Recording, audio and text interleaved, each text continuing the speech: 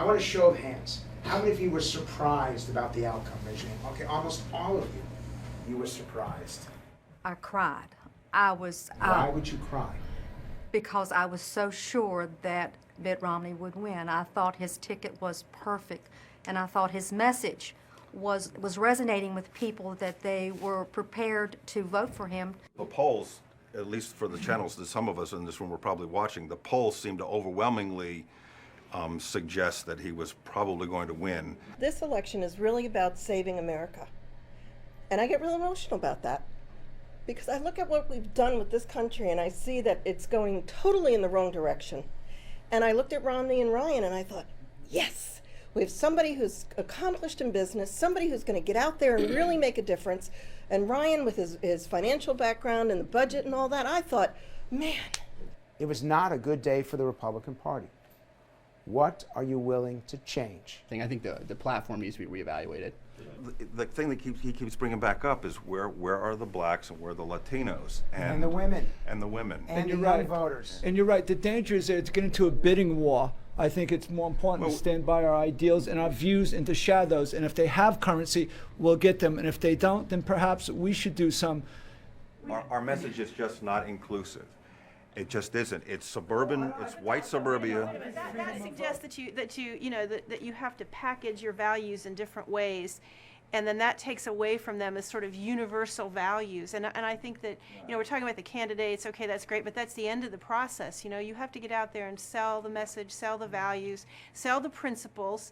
Because if we believe they're universal, if we believe they should appeal to everybody, then we don't have to package them for girls and boys and, people who are purple with green spots. What does this election tell you about America? It seems like we're more divided now than we were even 4 years, 8 years. I mean, even during the election of 2000, with all of that, we're more divided now than we were then. Where America is going is the actual value divide of the country, more so than even demographics.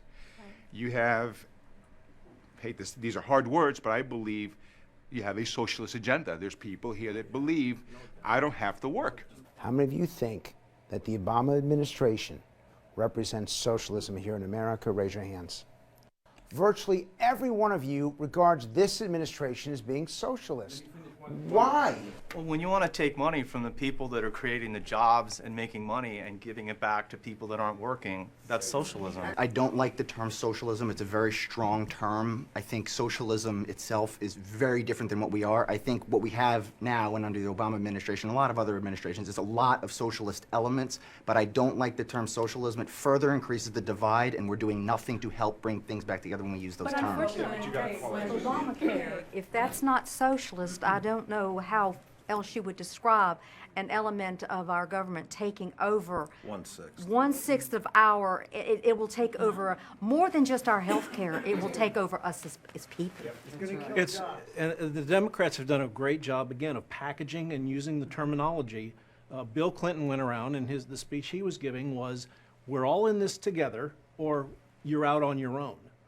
And that doesn't sound like socialism or individual liberty.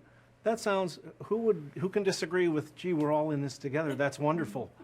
But that's what it is. How many of you believe that your freedoms will be curtailed over the next 4 years because Barack Obama was elected? Come on. That's a very strong thing to say. You think you're going to lose some of your freedoms? Looking beyond my nose, I'm concerned for my 20-something children who are, I'm not likely to feel the full effect of it in 4 to 6 or 8 or 10 years, but 15, 20 years, the mindset that's changing in this country is very problematic.